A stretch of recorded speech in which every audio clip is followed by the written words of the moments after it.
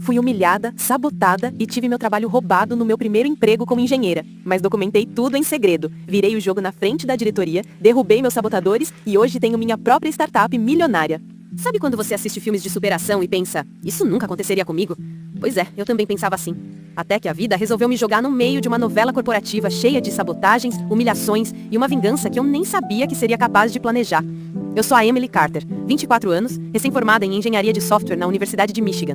Desde sempre eu vi que tecnologia era coisa de homem, mas eu nunca levei isso a sério. Me formei com honras, ganhei um estágio em uma empresa promissora e logo depois consegui meu primeiro emprego full-time numa empresa chamada Bright Path Solutions, em Austin, Texas. Salário inicial de $65 mil por ano. Para mim, aquilo era o sonho americano começando. Eu lembro do dia em que minha vida parecia finalmente estar começando. O sol brilhava forte no céu azul de Austin e cada raio que batia no vidro do prédio da Bright Path Solutions parecia me dizer, você conseguiu. Eu tinha 24 anos, recém-formada em engenharia de software pela Universidade de Michigan, e aquele era o meu primeiro emprego de verdade. Não estágio, não freelas, emprego full-time com salário anual de $65 mil, plano de saúde e aquele cartão de crachá que eu sempre sonhei em usar. Pra mim, aquilo era o começo da minha vida adulta, da vida que eu lutei tanto pra construir. Eu usava o meu blazer azul marinho favorito e uma calça social preta. Tinha passado um pouco de perfume e ensaiado meu sorriso no espelho do Airbnb onde estava estudada até achar um apartamento. Por dentro, eu estava explodindo de nervoso. Meu coração batia tão rápido que parecia ecoar dentro do elevador quando subi pro 11º andar. O saguão do prédio já tinha me impressionado. Piso de mármore branco brilhando, paredes com painéis de LED mostrando gráficos coloridos e slogans motivacionais da empresa. E aquele aroma de café caro misturado com carpete novo, era como entrar numa cena de filme sobre startups de sucesso. No elevador, fiquei encarando meu reflexo e respirando fundo. Você consegue. Você trabalhou duro pra isso. Não deixa ninguém te intimidar. Quando as portas do elevador se abriram no 11º andar, senti uma mistura de empolgação e desconforto imediato. O andar era bonito, moderno, iluminado por janelas enormes que deixavam o sol entrar e refletir nas mesas brancas. Quadros com frases motivacionais como Think Big and Innovation Happens Here decoravam as paredes. Havia plantas verdes em cada canto e até uma máquina de café reluzente na copa ao fundo. Mas algo me chamou a atenção na hora. Eu era a única mulher naquele andar. Contando rápido, vi uns 15 homens, todos entre 30 e 40 anos, espalhados por suas mesas. Alguns digitando sem parar, outros em conversas baixas. Alguns levantaram os olhos para me encarar por um segundo. Outros nem disfarçaram o estranhamento. A mulher do RH, sorrindo, me levou até a minha mesa e apresentou o meu supervisor, Jake, um cara alto, magro, cabelo castanho bagunçado e uma barba mal feita que combinava com a expressão cansada dele. Ah, tá, beleza. Sua mesa é essa aqui. Depois a gente fala sobre as suas primeiras tarefas. Eu sorri, tentando ser simpática, e comecei a organizar minhas coisas. Foi quando um outro funcionário, Dylan, passou perto, me mediu de cima a baixo e soltou, com um meio sorriso. Você é a nova estagiária? Na verdade, engenheira júnior, respondi, ainda tentando manter o bom humor. Ele soltou uma risadinha curta e voltou pro computador, sem dizer nada. Naquele momento, meu estômago afundou. Eu quis acreditar que era só uma primeira impressão estranha, mas algo no ar me dizia que não seria fácil conquistar meu espaço ali. Nos primeiros dias, meu foco era me integrar. Eu fazia questão de cumprimentar todo mundo com um bom dia, sorria, oferecia ajuda quando alguém parecia enrolado e até participei de algumas conversas na copa. Na primeira sexta-feira, comprei uma caixa enorme de donuts e coloquei na mesa de café. Bom dia, pessoal! Trouxe donuts para comemorar minha primeira semana. Alguns agradeceram com um aceno de cabeça. Outros só pegaram e saíram, sem dizer nada. Nenhum esforço de socialização voltou para mim. Era como se eu fosse invisível, ou pior, uma intrusa. E a sensação só aumentou quando eu comecei a ouvir os comentários. Na segunda semana, enquanto esperava a minha vez na máquina de café, ouvi 2 dos veteranos conversando atrás de mim. Cara, certeza que contrataram essa garota só pra cumprir cota de diversidade. Pois é, vamos ver quanto tempo ela aguenta antes de pedir pra sair. Fiquei paralisada. Não sabia se eles perceberam que eu ouvi, mas na hora senti aquele misto de raiva e vergonha. Segurei o choro e voltei pra minha mesa como se nada tivesse acontecido. Naquela noite, quando eu cheguei no meu quarto de Airbnb, desabei. Liguei pra minha mãe chorando. Mãe, eu acho que ninguém gosta de mim lá. Sinto que me olham como se eu fosse um erro. Filha, você sempre foi forte. Lembra quando você foi a única menina na competição de robótica? Você venceu. Não deixa ninguém roubar sua confiança. Trabalhe em silêncio e deixa eles engolirem o sucesso depois. As palavras da minha mãe ficaram ecoando na minha cabeça. E eu decidi, eu não ia desistir. Com o passar dos dias, percebi que meu maior desafio não era o trabalho em si, mas sim o ambiente hostil. O escritório, por fora tão moderno, parecia ter paredes invisíveis de gelo ao meu redor. O som constante dos teclados, as conversas abafadas e até o cheiro do café ficaram marcados na minha memória como uma mistura de esperança e tensão. Eu me sentava sozinha na hora do almoço, muitas vezes fingindo que estava ocupada no computador para não parecer deslocada. Quando alguém passava perto e comentava alguma coisa em tom baixo, minha mente automaticamente assumia que era sobre mim. Era como viver sob uma lente de julgamento constante. Mas ao mesmo tempo, uma parte de mim crescia em silêncio. Uma parte que queria provar para cada pessoa ali que eles estavam errados. Eu só não sabia que, para chegar lá, teria que passar pelo inferno primeiro. Depois de algumas semanas vivendo entre a ansiedade e a determinação silenciosa, finalmente aconteceu algo que parecia ser minha grande oportunidade. Era uma segunda-feira de manhã quando o Jake, meu supervisor, apareceu na minha mesa com uma pilha de papéis e uma expressão levemente impaciente. Ele parou ao meu lado, apoiou a mão no encosto da minha cadeira e disse: Emily, preciso que você desenvolva um novo módulo para o nosso aplicativo interno de relatórios de clientes. A ideia é que ele gere gráficos automáticos a partir dos dados brutos que os consultores colocam no sistema. Você acha que dá conta? Eu senti meu coração acelerar. Até então, só tinha feito correções de bugs e tarefas pequenas, nada que realmente mostrasse meu potencial. Sim, claro, posso começar agora mesmo. Qual o prazo? Tentei parecer tranquila, mesmo quase sorrindo de empolgação. 4 semanas. Mas, antes de apresentar para a diretoria, manda para mim, eu reviso tudo antes. Assenti. Por dentro, eu estava radiante. Finalmente teria um projeto de verdade. Finalmente uma chance de provar que eu merecia estar ali. Naquela noite, mal consegui dormir de tanta empolgação. Já no dia seguinte, comecei a mergulhar no código do aplicativo interno. Passei horas estudando a base, mapeando APIs e entendendo onde poderia otimizar os processos. Fiz questão de registrar cada passo para não me perder e também porque, secretamente, ainda carregava a desconfiança de que poderia precisar provar meu trabalho algum dia. O módulo que eles queriam parecia simples à primeira vista, mas quanto mais eu investigava, mais percebia que poderia criar algo muito melhor do que o mínimo esperado. Eu comecei a chegar mais cedo e sair mais tarde, aproveitando o silêncio do escritório vazio para testar ideias. Às vezes ficava até 10 da noite, ouvindo só o som do ar-condicionado e do meu teclado. Nos poucos momentos em que alguém me notava, vinham os comentários atravessados. Olha só, quem tá fazendo hora extra, tentando impressionar alguém, disse o Dylan uma noite com aquele sorriso debochado. Só quero terminar isso logo, acho que vai ficar bom. Eu respondi, engolindo a irritação. Boa sorte então, novata. Ele riu e saiu. Eu deixava pra lá, cada provocação só reforçava meu foco. No final da terceira semana, já tinha 3 versões do módulo. A versão básica, funcional e direta, uma versão otimizada, que reduzia o tempo de processamento, e uma versão completa, com gráficos interativos e relatórios visuais incríveis. Testei tudo inúmeras vezes. Documentei cada linha de código. Estava orgulhosa de verdade. 2 dias antes da reunião com a diretoria, chamei o Jake para mostrar meu trabalho.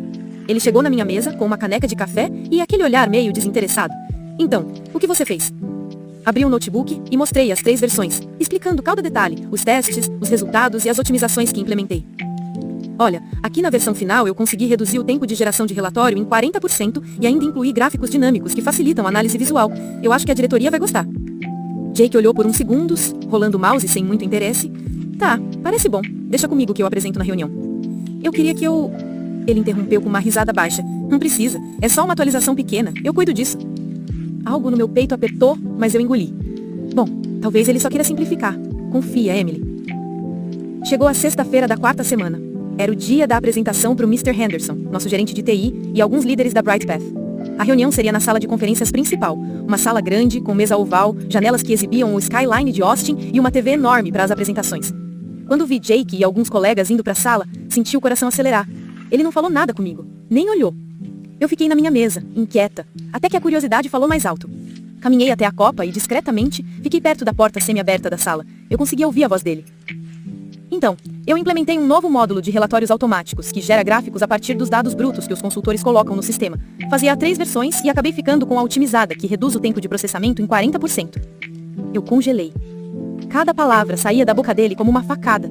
Ele mostrava o meu código, os meus gráficos, o meu projeto, e apresentava tudo como se fosse dele.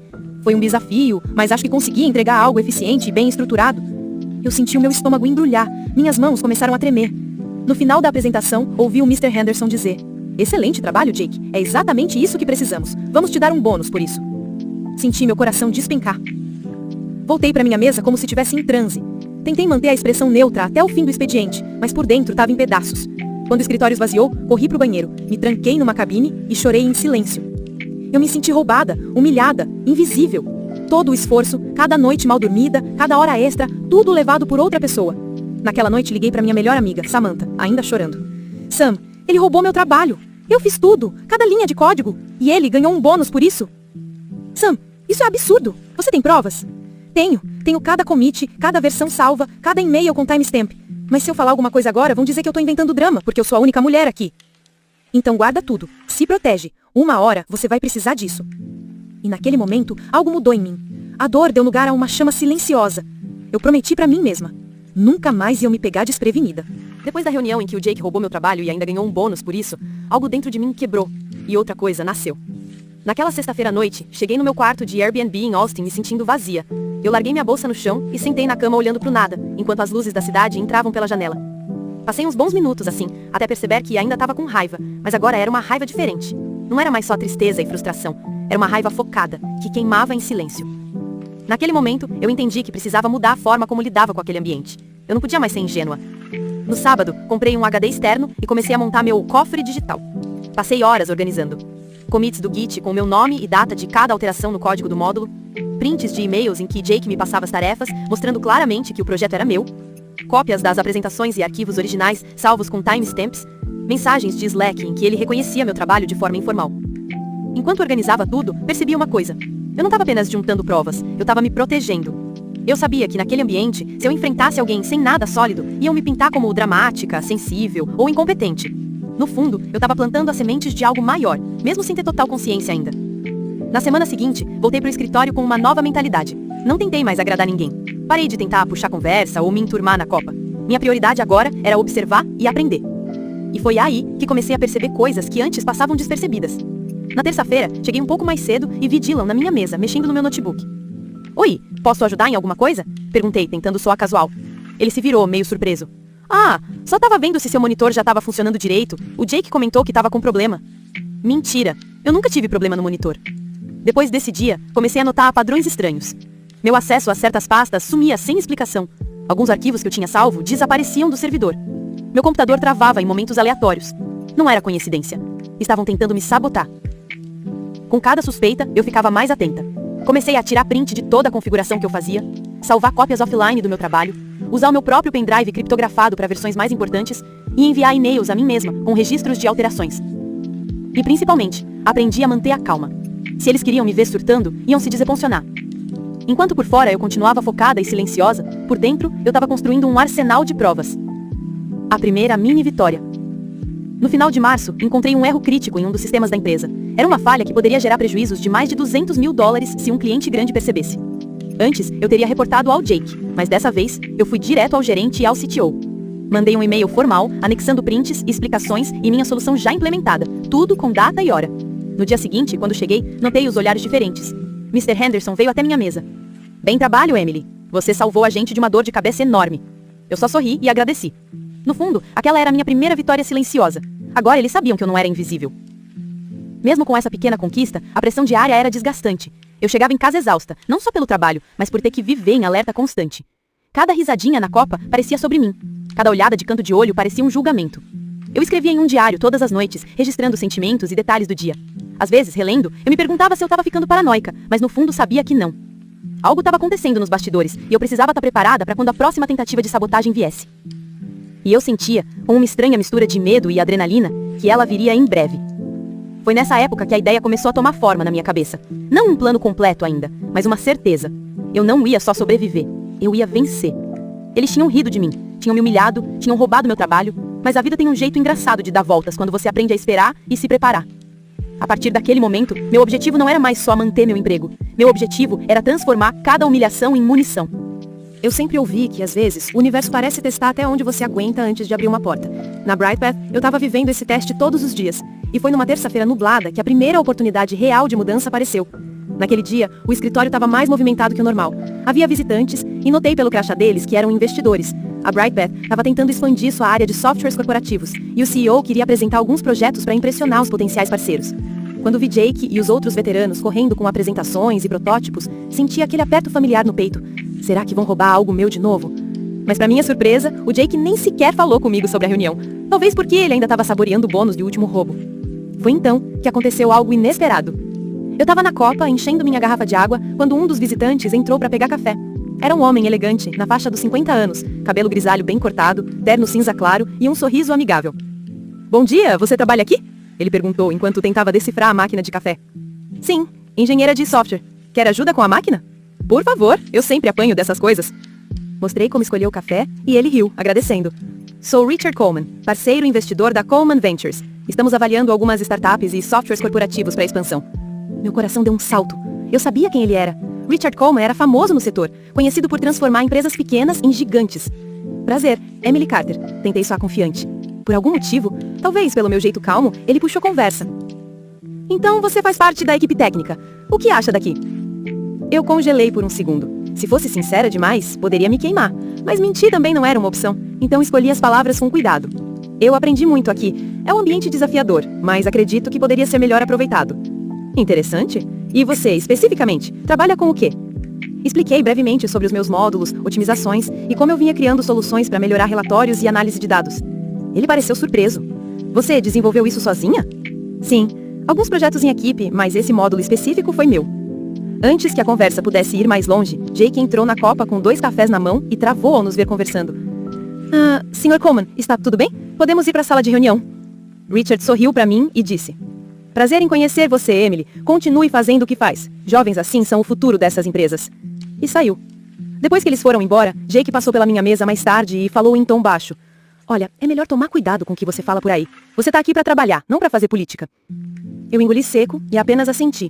Mas por dentro, senti uma chama acender. Ele estava com medo. E pela primeira vez, eu percebi que talvez, só talvez, eu tivesse uma carta na manga. 2 dias depois, recebi um e-mail inesperado. Assunto: reunião com Richard Coleman, projeto interno. De Mr. Henderson para Emily Carter. Emily, o Sr. Coleman pediu uma apresentação detalhada do módulo de relatórios automáticos que você desenvolveu. Prepare-se para amanhã às 10 horas. Eu li e reli aquele e-mail pelo menos umas 5 vezes. Ele pediu especificamente por mim.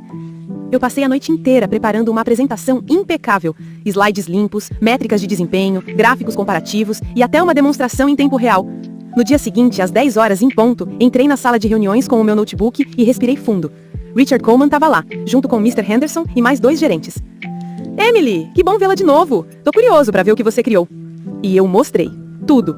Expliquei o problema, minha abordagem, os resultados e as melhorias que poderiam ser feitas no futuro.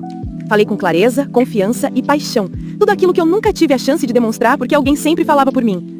Quando eu terminei, Richard cruzou os braços pensativo e disse: Incrível! E isso foi desenvolvido internamente? Sim, por mim. A Brightpath tem potencial para ampliar essa solução para o mercado externo. Os olhares na mesa eram claros. Ninguém esperava que eu fosse capaz de aquilo. Após a apresentação, Richard pediu para eu falar com ele em particular no corredor. Emily, você já pensou em empreender? Ou liderar um time próprio? Eu congelei. Eu nunca pensei que teria essa oportunidade tão cedo.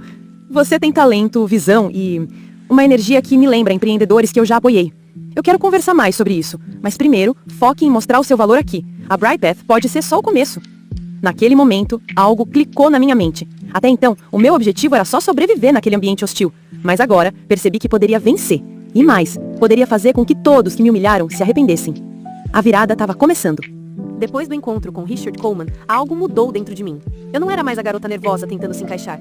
Eu tinha visto uma brecha, e agora estava pronta para transformá-la em uma porta para o meu futuro. Durante os meses seguintes, continuei trabalhando na Brightpath como se nada tivesse acontecido, mas por dentro eu estava construindo uma fortaleza. Meu cofre digital estava cada vez mais completo. Commits, prints, e-mails, gravação de tela, tudo organizado com datas e descrições. Eu também aprendi a jogar o jogo deles. Jake e Dylan continuaram com suas piadinhas, tentativas de me isolar e pequenos sabotamentos. Mas agora eu sorria e fingia não perceber. Por dentro, cada tentativa deles só era mais uma bala no meu cartucho. Minha oportunidade real veio quando a Brightpath decidiu concorrer a um grande contrato com a Delta Tech, uma empresa que poderia trazer milhões de dólares em receita. Jake foi designado como líder do projeto de demonstração e, obviamente, tentou me usar de novo. Emily, preciso que você desenvolva um protótipo de integração para o cliente, mas manda tudo para mim antes, eu apresento. Eu sorri. Claro, Jake, pode deixar. Por fora, docilidade. Por dentro, meu plano já estava em movimento. Dessa vez, eu criei 2 versões do protótipo. A falsa, com pequenas falhas propositalmente inseridas que só alguém experiente perceberia depois de um tempo, e a verdadeira, perfeita, otimizada e pronta para impressionar qualquer investidor. Salvei a verdadeira em meu cofre e mandei a falsa pro Jake, com todos os comentários de documentação que ele adorava roubar para parecer que tinha feito. Na semana da apresentação, recebi um e-mail de Richard Coleman. Emily, estarei acompanhando essa demonstração. Espero ver você por lá. Eu sabia que aquela era a minha chance. A sala de reuniões estava cheia. CEO, CTO, gerentes, investidores e os representantes da Delta Tech. Jake entrou confiante com Dylan e outro colega atrás dele carregando notebooks. Ele abriu a apresentação, começou a falar sobre seu trabalho e lançou o protótipo falso que eu tinha entregado. No começo parecia tudo bem, mas logo os pequenos erros começaram a aparecer. Gráficos demorando para carregar, relatórios duplicando informações e um crash completo quando tentaram exportar dados grandes. O clima mudou. O representante da Delta Tech franziu a testa. Isso não parece estar estável o suficiente para uso em escala corporativa? Jake começou a suar. Dylan olhou para mim do outro lado da sala desconfiado. Foi então que Richard Coleman, com aquele sorriso discreto, se inclinou na mesa e disse: Emily, você participou desse projeto, certo? Você poderia nos mostrar sua versão? O coração de Jake praticamente parou. Eu me levantei calmamente, conectei meu notebook e abri a versão verdadeira. O sistema rodou liso, gráficos dinâmicos, relatórios impecáveis, exportação instantânea, cada detalhe funcionando com perfeição. Quando terminei a demonstração, a sala estava em silêncio por um segundo. Então, o representante da Delta Tech falou: "Isso é brilhante, exatamente o que estávamos procurando." O CEO da BrightPath olhou para mim como se estivesse me vendo pela primeira vez. Richard Coleman apenas sorriu, cruzando os braços enquanto Jake parecia derreter na cadeira. Depois da reunião, eu fui chamada para a sala do CEO. Estavam lá Mr. Henderson, o RH e até Richard. Jake e Dylan foram convocados logo depois. O CEO começou sério. "Emily, o que aconteceu aqui hoje foi revelador. Você entregou um trabalho impecável. Já vocês," ele olhou para Jake e Dylan, "quase fizeram a gente perder o maior contrato do ano." Jake tentou se defender, dizendo que eu devia ter mudado o código de última hora para sabotá-lo, mas foi nesse momento que eu soltei minha bomba final. "Na verdade, aqui estão todos os commits, e-mails e registros do projeto. Cada linha de código assinada digitalmente por mim com data e hora, inclusive as versões que vocês apresentaram hoje." Eu abri meu cofre digital na tela e mostrei tudo. O RH ficou boquiaberto. Richard apenas observava em silêncio, quase se divertindo com o espetáculo. O CEO respirou fundo. "Jake, Dylan, entreguem os crachás. Vocês estão demitidos por má conduta e tentativa de apropriação de trabalho alheio." Eu nunca vou esquecer o som do crachá deles batendo na mesa. Nos meses seguintes, minha vida mudou completamente. A BrightPath fechou o contrato com a Delta Tech usando o meu projeto. E eu fui promovida a engenheira sênior, com aumento de salário para $95 mil por ano e bônus generoso. Richard Coleman continuou acompanhando meu trabalho e, eventualmente, me fez uma proposta que mudaria tudo. Criar uma startup própria, com investimento inicial de 1,5 milhão da Coleman Ventures. Eu aceitei. Em menos de 2 anos, a minha empresa, Nova Tech Analytics, já estava gerando contratos milionários, inclusive com antigos clientes da BrightPath. Um dia, vi no LinkedIn que Jake tinha virado freelancer, oferecendo serviços genéricos de TI, e Dylan tinha desaparecido do mercado. Eu não senti pena. Eles colheram exatamente o que plantaram. Hoje, escrevo esse desabafo aqui no Reddit, porque ainda me lembro de como eu me senti no banheiro da BrightPath chorando em silêncio depois de ser roubada. Se você tá lendo isso e passando por algo parecido, guarde essa lição. Não deixe que o veneno deles roube a sua luz. Documente tudo, espere e vença em silêncio. No fim, o sucesso foi a minha vingança mais doce. E quando eu recebi o primeiro grande contrato da Nova Tech, assinado com uma caneta dourada na minha própria sala, olhei pro horizonte de Austin e pensei: vocês riram de mim, agora eu é que rio por último. Se algum dia Jake ou Dylan lerem isso, eu espero que sintam pelo menos 1% da humilhação que me fizeram passar, porque eu finalmente encontrei paz e justiça.